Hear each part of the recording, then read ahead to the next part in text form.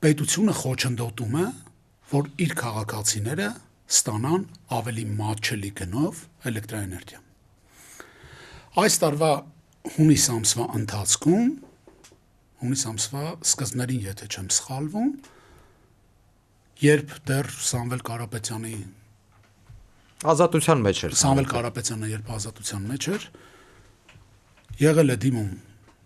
հանրային ծառայությունները կարգավորող հանձնաժողովին, խնդրանքով, որ եղել է կորուստների նվազում, որի պատճառով առաջացել են հավելյալ միջոցներ եւ եղել է առաջարկ վերանայել բնակչության համար էլեկտրաէներգիայի սակագինը,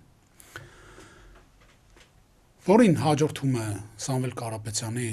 կալանավորման փաստը, հանձնաժողովը մերժում է սակագնի վերանայումը։